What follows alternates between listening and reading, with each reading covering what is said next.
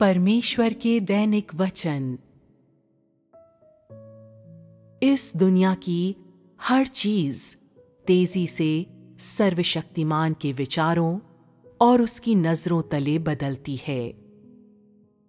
मानव जाति ने जिन चीजों के बारे में कभी नहीं सुना है वो अचानक आ जाती हैं, जबकि मनुष्य के पास जो कुछ लंबे समय से रहा है वो अनजाने में उसके हाथ से फिसल जाता है। सर्वशक्तिमान के ठौर ठिकाने की थाह कोई नहीं पा सकता।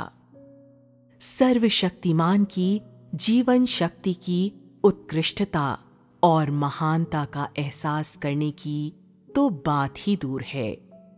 वह इसलिए उत्कृष्ट है कि वह वो समझ सकता है जो मनुष्य नहीं समझ सकता।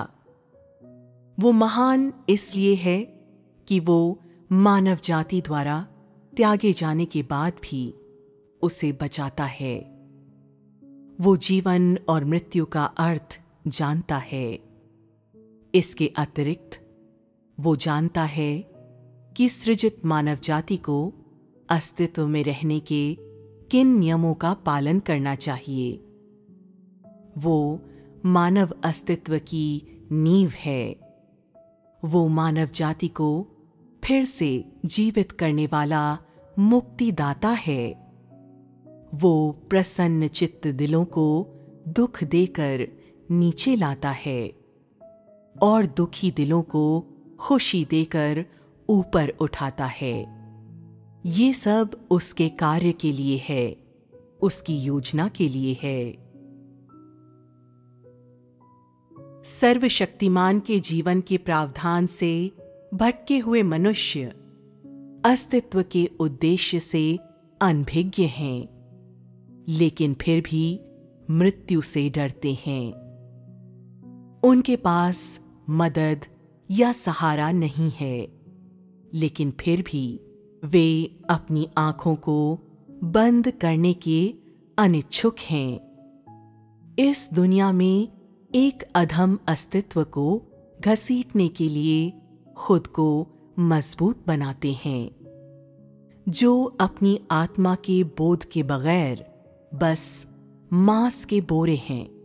तुम अन्य लोगों की तरह ही आशा रहित और उद्देश्यहीन होकर जीते हो। केवल पौराणिक कथा का पवित्र जन ही उन लोगों को बचाएगा जो अपने दुख में कराहते हुए उसके आगमन के लिए बहुत ही बेताब हैं। अभी तक चेतनाविहीन लोगों को इस तरह के विश्वास का एहसास नहीं हुआ है। फिर भी लोग अभी भी इसके लिए तरस रहे हैं। सर्वशक्तिमान ने बुरी तरह से पीड़ित इन लोगों पर दया की है। साथ ही वो उन लोगों से तंग आ गया है जिनमें चेतना की कमी है, क्योंकि उसे मनुष्य से जवाब पाने के लिए बहुत लंबा इंतजार करना पड़ा है।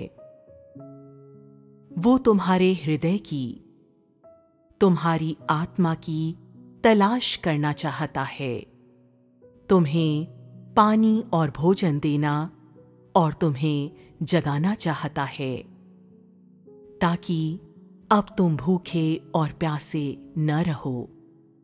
जब तुम थक जाओ और तुम्हें इस दुनिया के बेरंग उजड़ेपन का कुछ कुछ एहसास होने लगे, तो तुम हारना मत, रोना मत।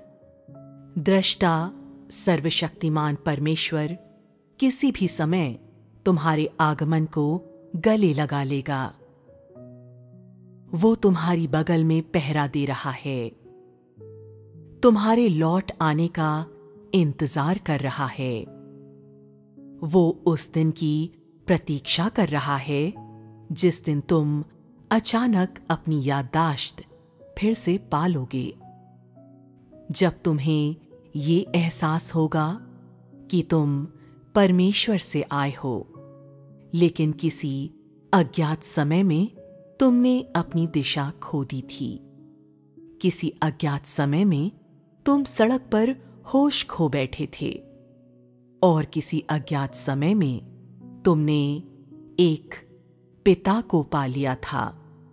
इसके अलावा जब तुम्हें एहसास होगा कि सर्वशक्तिमान तो हमेशा से ही तुम पर नजर रखे हुए है, तुम्हारी वापसी के लिए बहुत लंबे समय से इंतजार कर रहा है। वो हताश लालसा लिए देखता रहा है, जवाब के बिना एक प्रतिक्रिया की प्रतीक्षा करता रहा है। उसका नजर रखना और प्रतीक्षा करना बहुत ही अनमोल है और ये मानवीय हृदय और मानवीय आत्मा के लिए है। शायद ऐसे नजर रखना और प्रतीक्षा करना अनिश्चितकालीन है, या शायद इनका अंत होने वाला है, लेकिन तुम्हें पता होना चाहिए कि तुम्हारा दिल और तुम्हारी आत्मा इस वक्त कहाँ हैं।